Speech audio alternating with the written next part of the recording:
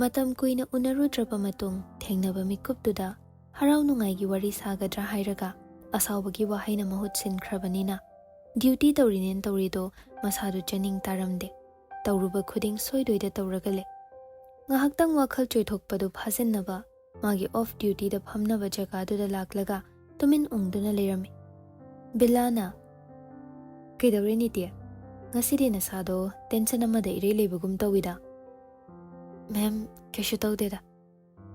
Ngarang ta yumgi thawdok thokhibaduda aidi na ngasi laktoi mandrabani. Yumda thabak mayam amasu pairaga leiramkhini ne. Ahoy ma'am, kharadi lehoi. Aduba lekai gi mi khailaktuna mateng pangbi. Bilasu magi manaki chairdu lamduna famthai. Nanau nupi hana luhong handoise nangi PG matamda soirakani haibairo. Ahoy ma'am, adu oidoini. WakhaLdana Aigi oiriba charangnaba punsisina yum panba haibai wakhal sidi lapna leikre akoina di khangaroi ko PG su maruni yum panba su laithokna khanganu ko ai suni PG da apamba branch phangba ngairingai yum panba thengkhrini au me bela makha tarakpa lepte noi sharna aibu support obehen manbagi ai yum panba ga PG ga pala punsin kiban maraktuda amog angang yaraktabai mathasu sajaliban Ma'am ge chani sukre haina aibu takiba malida ani ni laibak phaba haigadra hojikan gi medical science ki mating kharadi lawkrin asiga leiramdraba aisho awaba madi oiramdoini niti kari wari sadoino sapham khangdre wa thaidoknaba hotnai Ma'am aisu matam khara thabak lepthoklaga coaching yauraga exam se tharasira haina khali Duty puraga exam thabana hena pharoidro anova patient mayamgi anova experience adui mathakta noi sir ibani na sangba matamda so nangi khangdaba tanaba yagani sargi khochenduga hodokpa ngamdoibu mandi adugidi kemta waronuda aina haikhra loir nangdum hojiktagi hauna kai topic dai discussion tawsige do khanba hor ngangna bilaso maparom da thokre room duda atopa doctor shu leiribani adubu onsiludre mathanta wakhal mawon khanba horaklami school dagi mamana mawu loba laklaba matung mayum hek yobaga mafi phawba hongba nangdringaida advice na hana mang tharakli sanana inkhatlakpa matamda aphabana karino phattabana karino khanthaba ngamdabana khoidadi hairuba wa khuding manglaga tokadoini ima ayamu kaidawrage Tombia imana ngasi uribado nahan khaiga manadaba mawong kai mawong no hojik waida thengnarakpa nupa anirugi manungda amanati nangbu soidana pamle haiba ai ubaga khangba ngami niti so pakhatpoi kai boy mina pamlakpabu aina kai haidoino nangna paukhum piyu haiba nate yaring khaiwa machet amta ngangnada thengnaba matam mafamda thainaduna mangondagi lapthoknaba hotnadawni ima aina dum tawriba thabakni mayum phawba thilamge haibadasu yadi karigumba yaramaba changduna ahalsingda wari phajana sanaramdawni adubu ngasi oikre matungda tanja amadi leiridana ima mina kaishu ahenba haibasu natana kaidobai ahalga wari sadoino hai mana ahenba haidrasu inaduna nangonda senaba manba mawongdo aina uba phangliban neti saurangnana school ka kado batalli sanado khon kalapna hai nangi sibu nupaduda nangna pamsilurabo ima ay adum makimda tawdeba nakhoina chatlo haiba lambi nataba ai kem chatloi mama machana wari saribadu taraduna mapalda leiramba Dhananjoysu roomduda changlakli kanagi machano kari lamdaino Bazia aisu karimta khangba nate aina hek thengnaba kuchu kuleidagi khara panthokpa angangdu soidana oibatai mayang kangbani hek yengbada nisa chaba sumanbane bazi ima chadabane adumba larik yam haibani ichadi nupadugi maramda yam khanglamli boire aikhoi class ki subject topper ni aduda khanghobani Ishu tombi pupa wa haigeta. Namasi aigidi naitom pokpi chaningol. Magi khongpham ama soikibana ngasi su ai nungaifam khangdana leiriban. Adugumba khongpham chap manabada aigi ishu singdi tahaloi ai chap yungna khankiban. Masi ngaknaba nakhoisu chatlo. Pupa mamana isu sagatlini. Aina khoina pamdaba karimta tokhibasu leitre. Ngasi phawbada.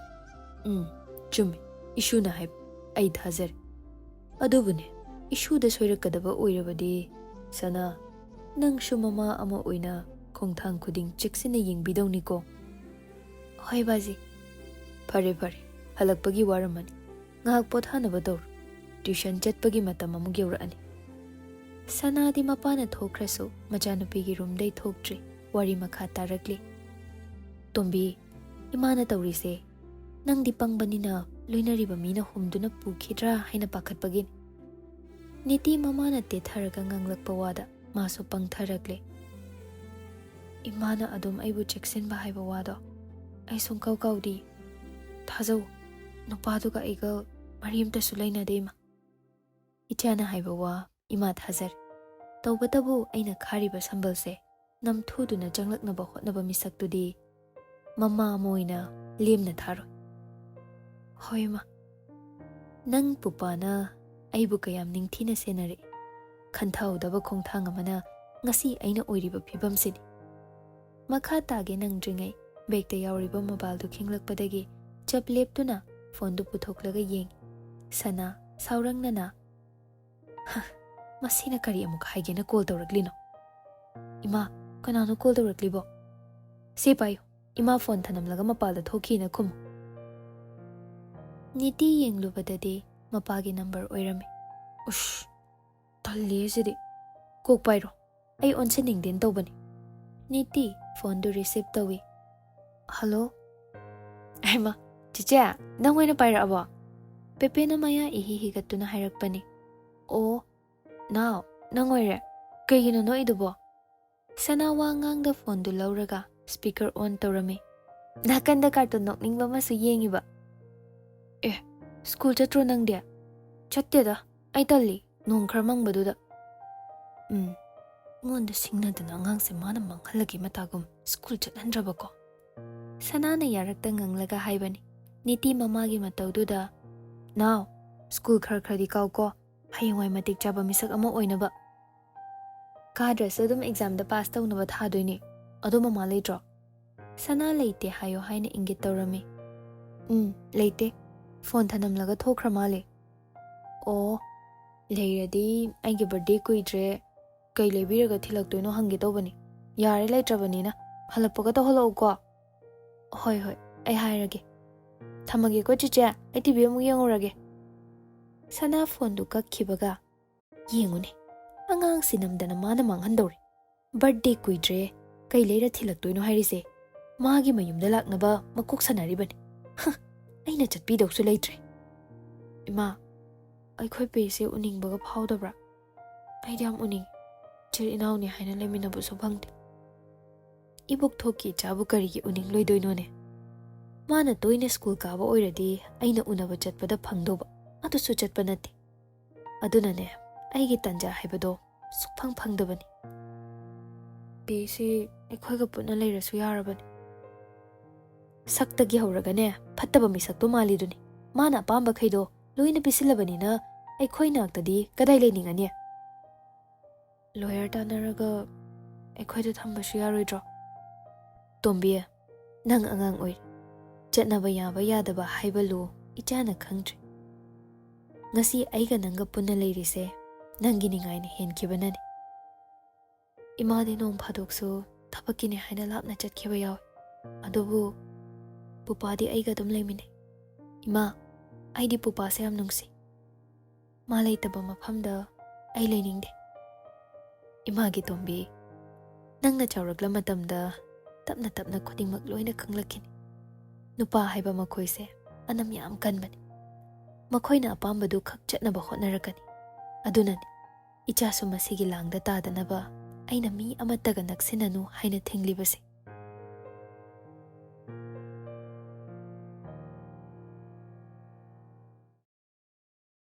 ꯅꯤꯇꯤ, ꯅꯤꯇꯤ. ꯊꯪꯅꯕꯗ ꯐꯝꯂꯤꯕ ꯃꯃꯥꯟꯅꯕꯤꯗꯨꯅ ꯀꯧꯔꯛꯄꯗꯨꯗ ꯋꯥꯈꯜ ꯈꯪꯂꯛꯂꯛꯏ. ꯍꯧꯈꯤꯕꯁꯤꯡꯗꯨ ꯅꯤꯡꯁꯤꯡꯂꯨꯕꯗ ꯃꯃꯤꯠꯇ ꯃꯄꯤ era ꯆꯦꯜꯂꯒ ꯂꯩꯔꯝꯃꯤ. ꯎꯈꯤꯗꯅꯕ ꯐꯠ ꯇꯩꯊꯣꯛꯏ. ꯑꯩꯗꯤ ꯀꯩꯅꯣꯝ ꯈꯜꯂꯤꯉꯩ ꯅꯪꯅ ꯀꯧꯕꯒ ꯇꯥꯍꯧꯗ꯭ꯔꯦ. ꯍꯣ ꯕꯤꯀꯥꯁꯀ ꯃꯦꯝꯊꯣꯏꯒ ꯑꯃꯨꯛ ꯆꯦꯜꯂꯦꯌꯦ. ꯅꯨꯄꯤ ꯃꯌꯨꯝꯅ ꯐꯥꯔꯕꯖꯥꯠꯅꯤ. ꯑꯩꯕꯨ ꯉꯁꯥꯏꯗ ꯎꯅꯔꯝꯃꯤꯅꯦ. ꯃꯦꯝꯊꯣꯏꯗ ꯀꯣꯜ ꯇꯧꯒꯦꯅ ꯈꯜꯂꯤꯅꯦ. ꯂꯇꯥꯅ ꯇꯧꯔꯨꯔꯅꯨ ꯏꯕꯦꯝꯃ, ꯈꯥꯎꯌꯩꯗ ꯂꯣꯏꯁꯟꯗꯧꯔꯦ ꯍꯥꯏꯕꯅꯦ ꯑꯅꯤꯗꯣ.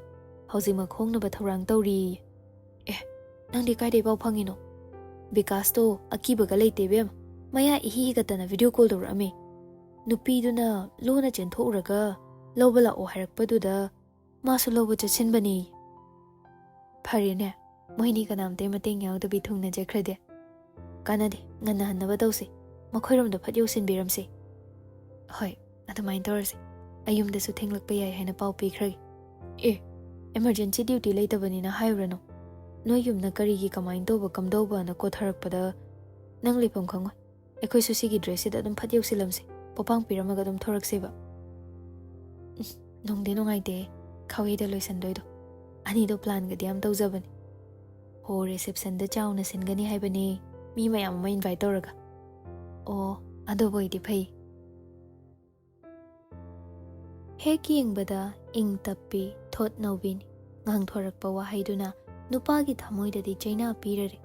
ꯔꯨꯝ ꯌꯧꯕꯗꯤ ꯐꯅ ꯀꯨꯏꯔꯕꯅꯤ. ꯑꯗꯨꯕꯨ ꯃꯐꯤ ꯍꯣꯡꯗꯣꯛꯀꯅꯤ ꯈꯪꯗ ꯐꯃꯨꯡꯗꯨꯗ ꯂꯣꯡꯅ ꯍꯤꯞꯂꯒ ꯋꯥꯈꯜ ꯃꯋꯣꯜ ꯃꯋꯣꯜ ꯈꯟꯗꯨꯅ ꯃꯃꯤꯠꯇꯨ ꯎꯏꯁꯤꯟꯕꯁꯨ ꯌꯥꯗ ꯂꯩꯔꯝꯃꯤ. ꯃꯅꯥꯎꯄꯤꯗꯤ ꯃꯌꯨꯝ ꯄꯥꯟꯗꯧꯔꯦ. ꯑꯗꯨꯒ ꯃꯆꯦ ꯑꯣꯏꯔꯤꯕ ꯃꯍꯥꯛꯅ ꯅꯨꯄꯥ ꯑꯇꯣꯞꯄꯒ ꯋꯥꯔꯤ ꯁꯥꯕ ꯌꯥꯗꯕꯩ ꯃꯑꯣꯡ ꯎꯠꯂꯤꯁꯤꯕꯨ ꯃꯈꯣꯏꯁꯦ ꯑꯩ ꯇꯁꯦꯡꯅ ꯄꯥꯝꯗ꯭ꯔꯖꯥꯠꯂ? ꯍꯧꯈꯤꯕ ꯊꯧꯗꯣꯛꯇ ꯑꯩꯅ ꯁꯣꯏꯈꯤꯕ ꯑꯣꯏꯔꯁꯨ ꯑꯩ ꯉꯁꯤ ꯐꯥꯎꯕ ꯈꯣꯡꯐꯝ ꯂꯦꯡꯗꯅ ꯃꯥꯒꯤꯗꯃꯛ ꯂꯦꯞꯂꯤ ꯍꯥꯏꯕꯁꯤ ꯃꯥꯕꯨ ꯇꯁꯦꯡꯅ ꯈꯪꯗ꯭ꯔꯖꯥꯠꯂ? ꯌꯨ ꯉꯥꯎꯔꯀꯥꯟꯗ ꯉꯥꯡꯈꯤꯕ ꯋꯥꯗꯤ ꯃꯥ ꯄꯥꯎꯈꯨꯝ ꯄꯤꯗꯅ ꯇꯨꯃꯤꯟ ꯇꯥꯔ ꯂꯩꯕ ꯉꯝꯃꯤ. ꯑꯗꯨꯒ ꯉꯥꯎꯗ꯭ꯔꯀꯥꯟꯗꯅ ꯃꯆꯤꯟ ꯈꯨꯝꯕ. ꯑꯩꯕꯨ ꯂꯦꯝꯍꯧꯔꯤꯕ ꯄꯨꯟꯁꯤ ꯇꯥꯡꯀꯛꯁꯤ ꯅꯨꯃꯤꯠ ꯈꯨꯗꯤꯡ ꯌꯨ ꯊꯛꯂꯒ ꯃꯉꯣꯟꯗ ꯋꯥꯔꯤ ꯁꯥꯕ ꯍꯧꯕꯅ ꯐꯗꯣꯏꯖꯥꯠꯂ? ꯑꯣꯏꯗ ꯑꯃꯨꯛ ꯆꯦꯞ, ꯌꯦꯠꯇ ꯑꯃꯨꯛ ꯆꯦꯞ ꯇꯧꯗꯨꯅ ꯃꯊꯟꯇ ꯆꯣꯏꯔꯣꯜ ꯂꯣꯜꯂꯤꯗꯣ ꯃꯃꯥꯗꯣ ꯆꯪꯉꯛꯄꯒ ꯃꯄꯥ ꯆꯥꯅꯔꯦꯗꯣ. ꯃꯃꯇꯥꯅ ꯍꯩꯃꯥ, ꯀꯔꯤꯅꯣ ꯍꯧꯖꯤꯛꯐꯥꯎ ꯅꯐꯤ ꯍꯣꯡꯗꯅ ꯂꯩꯔꯝꯂꯤꯁꯤꯕꯣ? ꯆꯪꯈꯤꯕꯗꯤ ꯐꯅ ꯀꯨꯏꯔꯗꯥꯏꯅꯦ? ꯍꯧꯖꯤꯛ ꯋꯥꯏꯗꯅꯦ ꯑꯩꯅ ꯍꯜꯂꯛꯏꯗꯣ. ꯊꯣꯏꯕ, ꯑꯩꯁꯤ ꯄꯨꯡꯈꯥꯏ ꯑꯃ ꯁꯥꯡꯕ ꯕ꯭ꯔꯦꯛꯅ ꯄꯨꯡꯌꯣꯝ ꯌꯣꯝꯕ ꯁꯦꯔꯤꯌꯦꯜꯗꯣ ꯌꯦꯡꯕ ꯂꯣꯏꯔꯒꯅꯤꯅꯦ ꯆꯪꯉꯛꯏꯁꯦ. ꯔꯥꯖꯕꯤꯔ ꯍꯤꯞꯂꯝꯕꯗꯒꯤ ꯍꯧꯒꯠꯂꯒ ꯐꯝꯃꯤ. ꯑꯗꯨꯕꯨꯅꯤ ꯀꯨꯏꯗ꯭ꯔꯤ ꯍꯥꯏꯁꯦ. ꯏꯔꯨꯒ ꯂꯨꯗ꯭ꯔꯤꯕꯣ? ꯃꯅꯝ ꯆꯦꯟꯕ ꯄꯥꯈꯪ ꯑꯣꯏꯅ ꯇꯧꯔꯗꯅ. ꯑꯁ, ꯍꯦꯛꯇ ꯍꯥꯏꯖꯤꯜꯂꯦ ꯃꯃꯥꯁꯨ. ꯏꯔꯨ ꯂꯨꯕ ꯂꯣꯏꯔꯕꯅꯤ. ꯇꯥꯟꯖꯥꯅ ꯌꯥꯗꯕꯩ ꯉꯔꯥꯡ ꯁꯦꯠꯄ ꯐꯤꯔꯣꯜꯗꯣ ꯉꯁꯤꯁꯨ ꯁꯦꯠꯄꯩ ꯋꯥꯅꯤ. ꯍꯥꯏ, ꯌꯥꯝ ꯍꯪꯒꯣꯏꯀꯣ. ꯑꯉꯥꯡ ꯑꯣꯏꯔꯤꯉꯩ ꯃꯇꯝꯗꯗꯤ ꯅꯣꯡꯃꯗ ꯐꯤꯔꯣꯜ 4-5 ꯁꯦꯠꯂꯤꯕꯅꯤ. ꯃꯇꯝꯗꯨꯗꯒꯤ ꯂꯨ ꯅꯥꯟꯕ ꯍꯥꯏꯕꯁꯦ ꯑꯩ ꯇꯥꯛꯇꯤ ꯇꯥꯛꯄꯤꯈꯤꯕꯅꯤꯀꯣ. ꯍꯧꯔꯦꯅꯦ ꯑꯃꯨꯛ ꯑꯩꯈꯣꯏ ꯌꯨꯅꯤꯚꯔꯁꯤꯇꯤꯒꯤ ꯂꯦꯛꯆꯔꯁꯦ. ꯀꯔꯤ ꯍꯥꯏꯕ? ꯀꯅꯥꯒꯤ ꯌꯨꯅꯤꯚꯔꯁꯤꯇꯤ? ꯉꯥꯎꯔꯕꯣ ꯅꯪꯕꯣ? ꯀꯥꯏꯗꯩ ꯉꯥꯎꯗꯣꯏꯅꯣ? ꯅꯣꯡꯉꯥꯜꯂꯦ ꯂꯦꯛꯆꯔ, ꯅꯨꯃꯤꯠ ꯇꯥꯔꯦ ꯂꯦꯛꯆꯔ. ꯏꯃꯨꯡꯁꯤꯗ ꯂꯩꯔꯤꯕ ꯄꯥꯕꯨꯡꯒ ꯏꯃꯥꯒꯗꯤ ꯑꯩꯒꯤ ꯄ꯭ꯔꯣꯐꯦꯁꯔ ꯑꯣꯏꯅ ꯎꯔꯕꯅꯤ. ꯑꯗꯨꯒ ꯑꯩꯈꯣꯏ ꯌꯨꯝꯁꯤꯅꯅꯦ ꯗꯣꯔꯦꯟ and Mamta private university ꯊꯣꯜꯂꯕꯅꯤ. Mamta ꯃꯆꯥꯒꯤ ꯃꯅꯥꯛꯇ ꯐꯝꯊꯔꯒ ꯍꯩꯃꯥ, ꯀꯌꯥꯗ ꯎꯁꯤꯠꯇ꯭ꯔꯤꯕꯅꯣꯅꯦ? ꯅꯄꯥꯕꯨꯡ ꯇꯥꯔꯗꯤ ꯉꯥꯡꯕꯤꯕ ꯇꯥꯔꯦꯅꯦ. ꯑꯣ ꯑꯗꯨꯅꯦ ꯑꯩꯅ ꯄ꯭ꯔꯣꯐꯦꯁꯔ ꯑꯣꯏꯅ ꯎꯏꯌꯦꯅ ꯍꯥꯏꯗꯣ. ꯀꯦꯝ ꯂꯥꯟꯗꯕꯅꯤ. ꯍꯩꯖꯤꯡꯄꯣꯠ ꯆꯠꯅꯤꯅ ꯆꯠꯈ꯭ꯔꯦ. ꯉꯔꯥꯡ ꯑꯍꯤꯡ ꯀꯣꯜ ꯇꯧꯕꯗꯁꯨ ꯁ꯭ꯋꯤꯆ ꯑꯣꯐ ꯍꯥꯏꯔꯦ. ꯉꯁꯥꯏ ꯑꯌꯨꯛ ꯑꯉꯟꯕꯁꯨ ꯃꯔꯣꯜ ꯑꯝꯇ ꯍꯥꯏꯗꯣꯔꯛꯇ꯭ꯔꯦ. ꯁꯣꯝꯗꯅ ꯅꯨꯄꯤ ꯆꯦꯜꯂꯝꯃꯅꯤꯅ ꯌꯦꯠꯄꯤꯔꯔꯣꯏ ꯍꯥꯏꯗꯅ ꯅꯪꯕꯨ ꯉꯥꯏꯅꯔꯦ. ꯏꯔꯦꯟꯖꯅ ꯅꯊꯟꯇ ꯍꯧꯖꯤꯛ ꯋꯥꯏ ꯍꯜꯂꯛꯏꯁꯦ ꯅꯪ ꯀꯗꯥꯏꯗ ꯂꯩꯔꯨꯒꯦꯕ? ꯉꯔꯥꯡꯗꯣ ꯈꯪꯅꯕ ꯀꯀꯥ ꯑꯃꯒꯤ ꯃꯌꯨꯝꯗ ꯂꯩꯔꯨꯔꯦ. ꯍꯜꯂꯛꯀꯦꯗꯤ ꯈꯟꯕꯅꯤ. ꯐꯔꯛ ꯑꯃ ꯇꯥꯔꯕ. ꯅꯪꯅ ꯂꯥꯛꯄ ꯐꯔꯛ ꯇꯥꯔꯦ, ꯅꯨꯄꯤ ꯆꯦꯟꯕꯁꯨ ꯅꯠꯇꯦ ꯍꯥꯏꯔꯗꯤ ꯃꯔꯣꯜ ꯑꯃ ꯍꯥꯏꯗꯣꯛꯐꯝ ꯊꯣꯛꯇ꯭ꯔ ꯋꯥꯅꯤ ꯏꯕꯨꯡꯉꯣ ꯅꯪꯕꯣ. ꯂꯥꯛꯄꯒ ꯗꯦꯕꯤꯠꯀꯁꯨ ꯌꯥꯎꯕꯅꯤ. ꯃꯈꯣꯏꯅ ꯍꯥꯏꯔꯛꯇ꯭ꯔꯣ? ꯑꯅꯤꯗꯨꯁꯨ ꯀꯔꯤꯝꯇ ꯍꯥꯏꯔꯛꯇꯦꯅꯦ. ꯂꯥꯛꯈꯤꯁꯅꯨ ꯑꯩꯈꯣꯏꯗ, ꯅꯨꯡꯉꯥꯏꯅꯤꯗꯅ. ꯃꯤꯒꯤ ꯃꯆꯥꯗ ꯀꯥꯔꯟ ꯉꯥꯡꯉꯨꯅꯨꯀꯣ ꯏꯃꯥ. ꯑꯃꯨꯛꯅꯦ ꯏꯀꯥꯏꯈꯤꯅꯤ. ꯑꯩ ꯉꯥꯏꯍꯥꯛꯇ ꯇꯨꯝꯒꯦꯁꯦ. ꯏꯁꯥꯁꯦ ꯌꯥꯝ ꯋꯥꯔꯦ. ꯃꯤꯒꯤ ꯃꯌꯨꯝꯗ ꯑꯍꯤꯡ ꯌꯥꯔꯦꯛꯄꯗꯣ ꯇꯨꯝꯁꯤꯠ ꯐꯥꯔꯛꯇ꯭ꯔꯕ꯭ꯔꯣ? ꯅꯪꯅ ꯇꯨꯝꯃꯒꯦ ꯀꯥꯏꯅ ꯍꯥꯏꯗꯨꯕꯣ? ꯑꯁ ꯀꯥꯏꯗꯩꯅꯣꯗ, ꯐꯃꯨꯡ ꯑꯣꯟꯅꯔꯤꯅꯤ. ꯀꯃꯥꯏꯅ ꯇꯨꯝ ꯌꯥꯗꯣꯏꯅꯣ? ꯃꯤꯒꯤ ꯊꯧꯗꯣꯛ ꯋꯥꯊꯣꯛ ꯈꯔ ꯆꯠ, ꯌꯨꯝꯗ ꯊꯦꯡꯅ ꯈꯔ ꯍꯟꯖꯤꯟ ꯇꯧꯔꯝꯕ ꯅꯪꯅ ꯃꯤꯒꯤꯗ ꯑꯃꯨꯛ ꯌꯥꯔꯛꯄ ꯍꯧꯔꯕꯅꯤꯅꯦ꯫ ꯑꯁ ꯃꯃꯥ, ꯑꯩ ꯀꯣꯛꯁꯦ ꯌꯥꯝ ꯆꯤꯛꯑꯦ, ꯑꯩ ꯉꯥꯛꯇ ꯄꯣꯊꯥꯍꯜꯂꯨꯁꯦ, ꯌꯥꯔꯦ ꯊꯣꯛꯑꯣ꯫ ꯍꯩ, ꯅꯊꯟꯇ ꯇꯨꯃꯤꯟꯅ ꯂꯩꯕ ꯍꯥꯏꯕꯁꯤꯅ ꯅꯪꯒꯤ ꯌꯦꯛꯅꯕ ꯑꯣꯏꯗꯣꯏꯅꯤ꯫ ꯑꯗꯨꯏ ꯁꯔꯨꯛꯅꯦ, ꯏꯆꯥꯒꯤ ꯀꯔꯤ ꯄ꯭ꯔꯣꯕ꯭ꯂꯦꯝꯅꯣ ꯍꯦꯛꯇ ꯍꯥꯏꯌꯨ ꯇꯥꯟꯅꯁꯤꯅꯦ꯫ ꯑꯁ ꯀꯩ ꯄ꯭ꯔꯣꯕ꯭ꯂꯦꯝꯕꯨ ꯂꯩꯗꯧꯔꯤꯒꯦꯗ, ꯅꯣꯏꯅ ꯇꯝꯃꯣ ꯍꯥꯏꯕ ꯀꯣꯔꯁꯇꯣ ꯑꯩ ꯇꯝꯃꯨꯔꯦ, ꯄꯩꯁꯥ ꯇꯥꯟꯕꯩ ꯂꯝꯕꯤꯁꯨ ꯄꯥꯕꯨꯡ ꯅꯈꯣꯏꯅꯤꯅ ꯁꯤꯟꯕꯤꯔꯦ, ꯑꯩ ꯑꯋꯥꯠꯄ ꯂꯩꯇꯦ ꯀꯩꯅꯣ꯫ ꯄꯨꯟꯁꯤ ꯈꯣꯡꯂꯣꯏ ꯋꯥꯠꯂꯤꯁꯤꯗꯤ, ꯍꯥ? ꯑꯁꯤꯕꯨ ꯅꯁꯥꯅ ꯑꯄꯥꯝꯕ ꯄꯨꯁꯤꯜꯂꯛꯇꯈꯩ ꯑꯩꯈꯣꯏꯅ ꯁꯤꯟꯕꯗꯨꯗ ꯌꯥꯁꯤꯟꯅꯔꯒꯦ ꯍꯥꯏꯕ꯭ꯔꯣ? ꯁꯣꯏꯔꯦꯗ, ꯀꯅꯥꯝꯇ ꯁꯤꯟꯕꯤꯅꯨꯀꯣ, ꯑꯩ ꯍꯧꯖꯤꯛꯅꯦ ꯑꯗꯨꯝꯕꯩ ꯋꯥꯈꯜ ꯂꯩꯇ꯭ꯔꯤꯕꯅꯤ꯫ ꯅꯪꯕꯨ ꯄꯣꯛꯂꯤꯕ ꯅꯃꯥ ꯅꯄꯥ ꯑꯩꯈꯣꯏꯒꯤ ꯌꯨꯝ ꯄꯥꯟꯕꯩ ꯆꯍꯤꯗꯤ ꯅꯪꯗꯤ ꯅꯍꯥꯟꯅ ꯍꯦꯟꯗꯣꯛꯂꯦ, ꯅꯨꯄꯤ ꯊꯤꯕꯕꯨ ꯐꯪꯗꯣꯏ ꯃꯥꯟꯗ꯭ꯔꯦꯗ ꯏꯕꯨꯡꯉꯣꯅ꯫ ꯀꯩꯝ ꯀꯥꯏꯗꯦ ꯏꯃꯥ, ꯌꯨꯝ ꯄꯥꯟꯗꯅ ꯁꯨꯝ ꯂꯩꯖꯔꯒꯦ꯫ ꯅꯠꯇꯦ, ꯅꯁꯛ ꯍꯥꯏꯔ ꯊꯤꯕ ꯅꯠꯇꯦ, ꯏꯆꯥꯅꯤ ꯍꯥꯏꯕꯩ ꯊꯥꯒꯠꯄꯁꯨ ꯅꯠꯇꯦꯕ꯫ ꯅꯪꯕꯨ ꯅꯨꯄꯤ ꯑꯃꯠꯇꯅ ꯉꯥꯎꯁꯤꯟꯕꯤꯔꯛꯇ꯭ꯔꯕꯕ? ꯍꯧꯖꯤꯛꯀꯥꯟ ꯑꯉꯥꯡꯁꯤꯡꯁꯦ ꯅꯨꯄꯥꯗ ꯏꯔꯥꯡ ꯍꯧꯖꯤꯜꯂꯒ ꯀꯣꯏꯅꯕ ꯌꯥꯝ ꯍꯩꯔꯦ ꯍꯥꯏꯗꯥꯏꯅꯦ? ꯑꯁ ꯑꯗꯨꯝꯕ ꯅꯨꯄꯤꯒ ꯊꯦꯡꯅꯔꯗꯤ ꯏꯃꯥ, ꯑꯩꯒꯤ ꯈꯨꯅꯝꯁꯤꯅ ꯊꯥꯖꯤꯟꯕꯗꯅꯦ ꯅꯥꯍꯤꯒ ꯑꯣꯔꯣꯔꯣ ꯇꯥꯗꯣꯏꯖꯥꯠꯅꯤ꯫ ꯅꯨꯄꯤ ꯐꯨꯔꯝꯃꯦꯅ ꯄꯨꯂꯤꯁꯀꯤ ꯀꯁꯇꯗꯤꯗ ꯅꯣꯡꯃ ꯂꯦꯟꯕ ꯀꯤꯗ꯭ꯔꯗꯤꯅꯦ ꯑꯗꯨꯝ ꯐꯨ꯫ ꯀꯅꯥꯕꯨ ꯐꯨꯔꯨꯗꯣꯏꯅꯣꯗ, ꯃꯃꯥꯅ ꯍꯥꯏꯕꯗꯨꯗ ꯑꯩꯁꯨ ꯑꯗꯨ ꯈꯨꯝꯕꯅꯤ꯫ ꯑꯩꯅ ꯇꯥꯕꯗ ꯉꯔꯥꯡ ꯍꯩꯖꯤꯡꯄꯣꯠꯀꯤ ꯀꯩꯅꯥꯗꯨꯅ ꯅꯪ ꯌꯥꯝ ꯄꯥꯝꯃꯦꯌꯦ꯫ ꯂꯥꯛꯄ ꯍꯥꯏꯕ ꯃꯤ? ꯂꯥꯛꯄ ꯀꯩꯗꯧꯔꯕ? ꯃꯤ ꯃꯆꯥ ꯍꯥꯏꯒꯦ ꯇꯧꯕꯅꯤꯗ, ꯃꯥꯅ ꯍꯥꯏꯔꯣ? ꯍꯣꯏꯅꯦ, ꯃꯥꯅ ꯇꯝꯂꯝꯕꯅꯤ, ꯅꯪꯅ ꯄꯥꯝꯗꯦꯌꯦ꯫ ꯔꯥꯖꯕꯤꯔ ꯋꯥꯈꯜꯗꯅ ꯎꯗꯥ ꯃꯆꯥꯏ ꯋꯥꯔꯤꯁꯨ ꯂꯤꯈ꯭ꯔꯖꯥꯠꯂꯥ? ꯃꯃꯥꯅ ꯆꯠꯇꯨꯅ ꯃꯈꯣꯏꯗ ꯋꯥ ꯍꯧꯗꯣꯛꯂꯨꯕꯩ ꯑꯣꯏꯔꯖꯥꯠꯂꯥ ꯃꯥꯅ ꯉꯁꯥꯏ ꯑꯗꯨꯛ ꯁꯥꯎꯔꯤꯗꯨꯅ? ꯀꯔꯤꯅꯣ, ꯋꯥꯔꯤ ꯁꯥꯟꯅꯔꯤꯉꯩꯁꯤꯗ ꯑꯃꯨꯛ ꯃꯪꯂꯤꯁꯤꯅ? ꯀꯩꯁꯨ ꯇꯧꯗꯦꯗ꯫ ꯑꯩꯅ ꯍꯥꯏꯗꯤ ꯅꯪꯒꯤ ꯄꯨꯟꯁꯤꯗꯨꯗ ꯅꯨꯄꯤ ꯑꯃꯈꯛꯇꯔ ꯄꯥꯝꯃꯦꯅ ꯍꯥꯏꯔꯛꯏꯁꯤꯕꯣ? ꯔꯥꯖꯕꯤꯔ ꯅꯥꯄꯜ ꯇꯧꯕ ꯃꯑꯣꯡꯗ, ꯃꯥꯈꯛꯅꯤ ꯀꯅꯥ ꯍꯥꯏꯅꯣ? ꯊꯥꯏꯅ ꯌꯥꯝ ꯉꯥꯎꯔꯛꯏꯅ꯫ ꯍꯧꯖꯤꯛꯅ ꯀꯩꯗꯧꯈ꯭ꯔꯕ? ꯍꯧꯖꯤꯛꯅ ꯀꯩꯗꯧꯈ꯭ꯔꯒꯦꯕ? ꯃꯌꯨꯝ ꯄꯥꯟꯅꯔꯝꯃꯅꯤ ꯀꯩꯅꯣ, ꯑꯩꯕꯨ ꯑꯗꯨꯝꯕ ꯃꯌꯥꯝꯗꯣ ꯁꯨꯝ ꯊꯤꯒꯠꯂ ꯂꯩꯒꯗ꯭ꯔꯣ? ꯑꯁ ꯀꯥꯟꯗꯕ ꯋꯥꯔꯤ ꯁꯥꯒꯨꯝꯁꯤꯗ, ꯑꯩꯒꯤ ꯄ꯭ꯔꯣꯐꯦꯁꯔ ꯑꯃꯗꯤ ꯎꯗꯦ, ꯀꯥꯏ ꯆꯠꯈꯤꯒꯦ? ꯀꯌꯥꯗꯅꯣ ꯌꯦꯡꯉꯨꯅꯦ ꯃꯁꯦ, ꯃꯄꯥꯕꯨꯡꯁꯤꯗ ꯃꯥꯅ ꯉꯥꯡꯉꯤꯁꯦ꯫ ꯑꯣ, ꯄꯥꯕꯨꯡ ꯎꯗ꯭ꯔꯤꯁꯤ ꯀꯗꯥꯏ ꯆꯠꯈꯤꯒꯦꯕ? ꯗꯨꯀꯥꯟꯒꯤ ꯄꯣꯠ ꯑꯅꯧꯕ ꯃꯌꯥꯝ ꯑꯃ ꯂꯥꯛꯑꯦ, ꯑꯗꯨꯒꯤ ꯄꯩꯁꯥ ꯄꯥꯟꯅꯔꯨꯅꯤꯅ ꯆꯠꯈꯤꯕꯅꯤ꯫ ꯑꯩꯅ ꯁꯨꯝ ꯆꯠꯂꯒ ꯌꯦꯡꯁꯤꯜꯂꯨꯕ ꯌꯥꯔꯤꯁꯤꯕꯨ? ꯅꯁꯥꯒꯤ ꯁꯤꯟꯅꯕ ꯊꯕꯛ ꯐꯥꯎꯕ ꯃꯇꯝ ꯆꯥꯅ ꯄꯥꯡꯊꯣꯛꯄ ꯉꯝꯗꯕ ꯅꯪꯅ ꯌꯨꯝꯒꯤ ꯑꯇꯣꯞꯄ ꯊꯕꯛ ꯀꯩꯗꯧꯗꯣꯏꯕ? ꯑꯗꯨꯗꯤ ꯍꯥꯏꯅꯨꯗ ꯃꯃꯥ, ꯅꯪꯒ ꯅꯁꯛ ꯃꯥꯟꯅꯕ ꯅꯆꯥ ꯅꯨꯄꯥꯅ ꯀꯩꯁꯨꯝ ꯇꯧꯕ ꯅꯠꯇꯦ, ꯑꯩꯅ ꯉꯥꯛꯇꯅꯤ꯫ ꯊꯣꯏꯕ, ꯅꯪ ꯍꯥꯟꯅꯒ ꯃꯥꯟꯅꯗ꯭ꯔꯦ, ꯅꯪꯒꯤ ꯑꯦꯇꯦꯟꯁꯟꯁꯤ ꯀꯗꯥꯏꯗ ꯂꯩꯕꯅꯣ ꯏꯃꯥ ꯈꯪꯗꯣꯛꯄ ꯉꯝꯗ꯭ꯔꯦ꯫ ꯊꯕꯛ ꯑꯃ ꯇꯧꯕꯗꯁꯨ ꯑꯅꯤꯔꯛ ꯍꯟꯗꯕ ꯑꯃꯠꯇ ꯌꯥꯎꯗ꯭ꯔꯦ꯫ ꯅꯪꯅ ꯍꯣꯡꯂꯤꯕꯁꯤ ꯀꯔꯤꯅꯣ? ꯑꯁꯦꯡꯕꯗꯣ ꯍꯥꯏꯌꯨ꯫ ꯀꯩꯁꯨ ꯍꯣꯡꯗꯦꯗ ꯃꯃꯥ, ꯏꯁꯥꯁꯦ ꯍꯨꯃꯥꯡ ꯁꯧꯕꯅ ꯂꯣꯏꯔꯦ, ꯏꯔꯨꯝꯇ ꯂꯨꯔꯨꯈꯤꯒꯦ, ꯑꯗꯨꯒ ꯆꯥ ꯑꯃ ꯊꯛꯃꯤꯟꯅꯁꯤ꯫ ꯑꯩ ꯆꯥꯛ ꯆꯥꯗ꯭ꯔꯤꯕꯅꯤꯀꯣ, ꯄꯨꯟꯅ ꯆꯥꯛ ꯑꯣꯏꯅ ꯆꯥꯔꯁꯤ꯫ ꯑꯁꯨꯛ ꯊꯦꯡꯉ ꯐꯥꯎꯕ ꯃꯃꯥꯗꯤ ꯀꯩꯒꯤ ꯆꯥꯗ꯭ꯔꯤꯕ? ꯁꯦꯔꯤꯌꯦꯜ ꯃꯊꯪ ꯌꯦꯡꯂꯤꯉꯩꯅꯦ ꯆꯥꯛ ꯆꯥꯕꯒ ꯀꯥꯎꯏ꯫ ꯅꯨꯡꯊꯤꯟ ꯄꯣꯕꯣꯞꯁꯤꯗ ꯂꯥꯛꯏꯕ ꯁꯦꯔꯤꯌꯦꯜꯁꯤꯅ ꯀꯔꯝꯕꯅꯣ? ꯑꯗꯨꯕꯨꯗꯤ ꯉꯔꯥꯡ ꯅꯨꯃꯤꯗꯥꯡꯒꯤ ꯌꯦꯡꯍꯧꯗꯕ ꯔꯤꯀꯦꯞꯇꯣ ꯑꯣꯏꯗꯣꯏꯅꯦ꯫ ꯐꯔꯦ, ꯂꯨꯖꯊꯣꯛꯎꯔꯣ, ꯑꯩꯁꯨꯅꯦ ꯆꯥꯛ ꯏꯟꯁꯥꯡꯗꯣ ꯁꯥꯍꯜꯂꯨꯒꯦ, ꯏꯪꯉꯝꯃꯅꯤ꯫ ꯍꯣꯏ ꯃꯃꯥ, ꯉꯁꯤꯗꯤꯅꯦ ꯏꯃꯥ ꯏꯆꯥ ꯋꯥꯔꯤ ꯃꯌꯥꯝ ꯑꯃ ꯁꯥꯗꯧꯕ ꯂꯩꯀꯣ, ꯅꯪꯅ ꯇꯧꯔꯤꯕꯁꯦ ꯌꯨꯝ ꯁꯣꯏ ꯀꯥꯏꯔꯛꯀꯗꯧꯔꯦ꯫ ꯀꯣꯟꯅ ꯁꯥꯁꯤꯃꯤ꯫ ꯃꯆꯥꯅꯨꯄꯥꯁꯨ ꯏꯔꯨ ꯂꯨꯖꯕ ꯆꯪꯍꯧꯔꯦ꯫ ꯃꯝꯇꯥꯁꯨ ꯀꯤꯆꯟ ꯔꯨꯝꯗ ꯂꯥꯛꯇꯨꯅ ꯆꯥꯛ ꯑꯦꯟꯁꯥꯡꯗꯨ ꯁꯥꯍꯟꯅꯕ ꯇꯧꯔꯤꯉꯩ ꯒꯦꯠꯔꯣꯝꯗꯒꯤ ꯃꯤ ꯀꯧꯔꯛꯄ ꯃꯈꯣꯜꯗꯨ ꯇꯥꯔꯗꯨꯅ ꯕꯦꯜꯀꯣꯅꯤ ꯐꯥꯎꯕ ꯊꯣꯛꯂꯛꯑꯒ ꯌꯦꯡꯂꯝꯃꯤ꯫ ꯑꯔꯕꯤ! ꯃꯨꯟꯅ ꯌꯦꯡꯁꯤꯜꯂꯨꯕꯗ ꯃꯆꯥꯅꯨꯄꯥꯒꯤ ꯃꯃꯥꯟꯅꯕ ꯑꯣꯏꯔꯝꯕꯗꯨꯗ, ꯇꯥꯔꯦ, ꯏꯃꯥ ꯀꯨꯝꯂꯛꯀꯦ ꯉꯥꯏꯔꯝꯃꯣ꯫ ꯍꯣꯕꯦ ꯇꯧꯗꯨꯅ ꯀꯨꯝꯊꯔꯛꯂꯒ ꯒꯦꯠꯇꯣ ꯍꯥꯡꯗꯣꯛꯂꯝꯃꯤ꯫ ꯁꯨꯃꯥꯡ ꯐꯥꯎꯕ ꯌꯧꯕ ꯅꯠꯇꯦ, ꯏꯀꯣꯏ ꯀꯣꯏꯗꯅ ꯂꯥꯛꯊꯕ ꯍꯧꯔꯝꯃꯤ꯫ ꯉꯔꯥꯡꯅ ꯀꯗꯥꯏꯗ ꯌꯥꯔꯦꯛꯄ ꯅꯈꯣꯏꯈꯩꯗꯤ? ꯂꯥꯛꯄ ꯁꯨꯒꯠꯂꯒ ꯌꯥꯔꯛꯇ ꯉꯪꯂꯒ, ꯌꯨꯝꯗꯩ ꯈꯣꯟꯊꯤ ꯇꯥꯅꯤꯡꯗꯕꯩ ꯂꯥꯛꯄꯁꯤꯗ ꯑꯃꯨꯛ ꯆꯥꯔꯦꯅꯦ ꯁꯤꯗ꯫ ꯈꯨꯝꯃꯨꯅꯦ ꯅꯣꯏꯕꯣ, ꯃꯇꯝꯁꯤ ꯐꯠꯇꯦ, ꯁꯤꯗ ꯂꯩꯔꯦ, ꯍꯜꯂꯛꯄ ꯐꯔꯛ ꯇꯥꯔꯅꯤ ꯍꯥꯏꯔꯛꯄ ꯌꯥꯗꯕ꯭ꯔꯥꯕ? ꯏꯃꯥ, ꯑꯩꯒꯤ ꯐꯣꯟꯗꯣ ꯑꯣꯐ ꯇꯥꯈ꯭ꯔꯕ, ꯑꯗꯨꯒ ꯍꯥꯏꯒꯦ ꯇꯧꯕꯗꯣ ꯑꯗꯨꯝ ꯐꯔꯛ ꯇꯥꯔꯕ꯫ ꯏꯃꯨꯡ ꯆꯪꯁꯤ, ꯆꯥꯛ ꯆꯥꯒꯦ ꯇꯧꯔꯤꯕꯅꯤ꯫ Wari sasi. Noina taurise, hendi helabani ko. Chaka chaningdre dema. Soibum gane, ngamarum atawbaga thongbani. Haibi manane, awathabine, mangal apopadu hablaga singju mataw. Hawdoini ko. Lakpa matin yotlaga. Mathil dudi hawni he. Singju di muruk sarap to hunsi koima. Thoiba dine iruluruni na hairambani. Kitchen room de hekta changasi lao. Nungsada lakpa ising korang. Ising anamda thakima. O freeze ta ing bayaw base asi oina thakiro. Natraga filter gise sum tha asu yadoiro. Yani ay freeze gise lawra dum thagi. Ngarang ahing halaktre phone phangi off le. Natay chadaba thabag mamangda tawbasu natabanina. Nupi chenba oiramani na noi pabungda su nonganba ngai si na them. Aduga di nongalaga nupi su chelamdrene. Lakpa ising du khang ha hai. Hai, tapna thaune, ha batari ne nangbo. Imai wa haidu da hariban.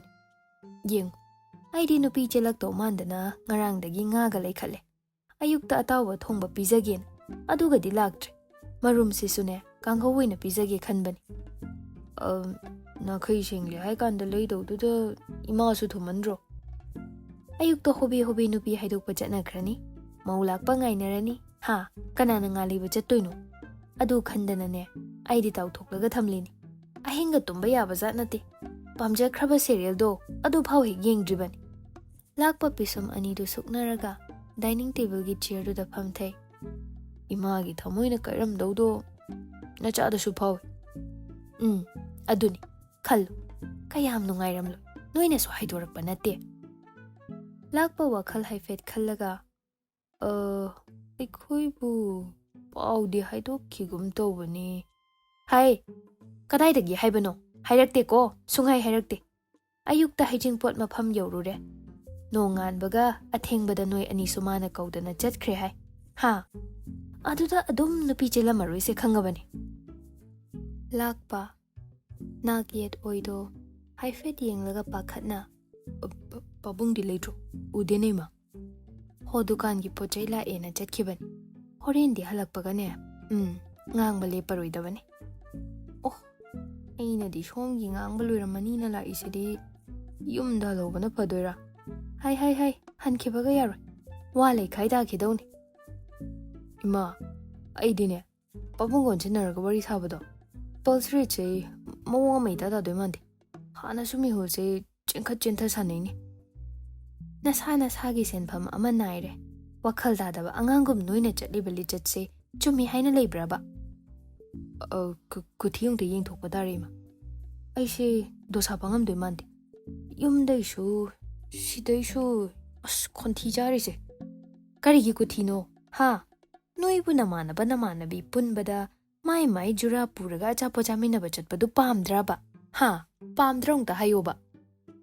Lakpa ikairap tawna. Pamine ma dudi. Adu oiradine, nasana khangna, yum kai pana naba tawsi. Noi masel hainabadi kari kaiba. Sum ikaina hairabada, aiga khangnaido, angang khara oibaima. Noi si angang natradi koiroi si kaina ka hainabro. Aigi wani deima, moyani ginante. Mamta khara sathirap tawba mawongda. Oidaba nganganuda. Ekhoi thoibagi thainagi diary khudingda ita macha haina iriduna kana. Migi jahi sudabi macha nupida pamli natraba. Lakpa ngakna. Imadi kaida uriba. Haima, thainagi diary da haisidi ibani. Ai loina urabani. Aseng bahayo. Kayam angang no. Angang budi angang na dedaima. Makata dringai arbi su tawal duna makok thok duna changlakli. Karam kanda laiba nangde. Hojik waidani. Chak chanaba tawsi. Lakpa nang imaga wari sadawa yam leiko. Lakpa mamada amuk yeng, machada amuk yeng. Hoi, sasema. Chekonda hana jase. Order do serana na pi haibra, quality watli haibra. Ona tainaba complain pisile ena hojik ta pau pirambani. Farida. ꯔꯥꯖꯕꯤꯔ ꯇꯥꯍꯧꯔꯗꯨꯅ ꯀꯩꯗ ꯐꯔꯤꯅꯣ?